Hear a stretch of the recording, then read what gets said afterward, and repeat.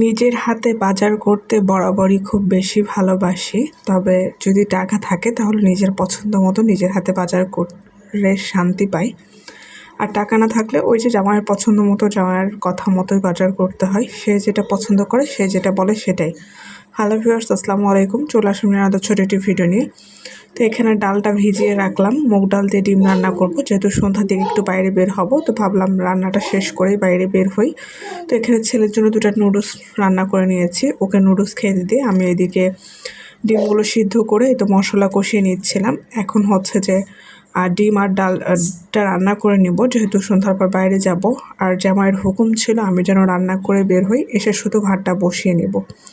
বাইরে বের হওয়ার সময় চিন্তা করি একটা, আর বাইরে বের হওয়ার পর হয় একটা। ভাবি যে আসার সময় হয়তো বাইরে থেকে খেয়ে আসবো, একটা দিনও বাইরে খেলে কি এমন হয়ে যায়। কিন্তু ওই যে পুরুষ মানুষ বলে কথা, সে কখনোই সেটা বুঝতে চায় না। তার কথা বাসায় এসেই রান্না করেই খেতে হবে।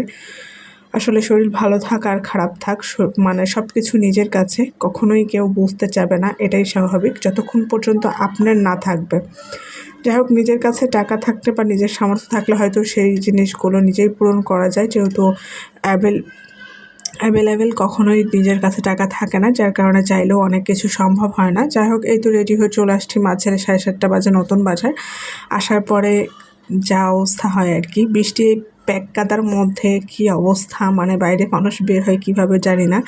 বাচ্চা না থাকলে হয়তো কোনো সমস্যা হতো না, যেহেতু বাচ্চা নিয়ে বের হইতে হয়, যার কারণে একটু প্রবলেম হয়। তো পায়ের অবস্থা খুবই খারাপ হয়ে গিয়েছিলো, খুব খারাপ লাগতেছিলো, হাঁটতেও বিরক্ত লাগতেছিলো, কিন্তু কিছু করার ছিল না।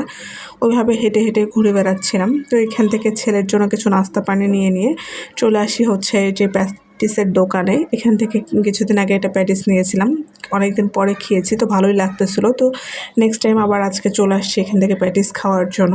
তো এখান থেকে একটা সাব প্যাটিস নিয়ে হচ্ছে যে ওদেরকে ওখানে গরম করে দিতে বলি, তারপর ওরা গরম করে দেয়। আর এই তো এখানে দাঁড়িয়ে খাচ্ছিলাম, ওরা বাবার ছেলে দাঁড়িয়েছিল, ওরা নাকি খাবে না।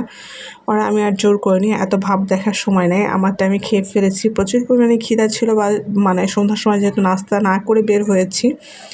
তো এখানে স্যান্ডউইচটা খেয়ে নিচ্ছিলাম সস দিয়ে।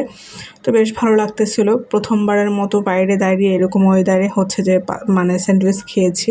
ইচ্ছে করে বাইরে বের হয়ে ফুটপাতে দাঁড়িয়ে কিছু খাবার খাবো, আমার কাছে খুব ভালো লাগে, অনেকের দেখি, কিন্তু আসলে সেই সুযোগটা হয়ে ওঠে না।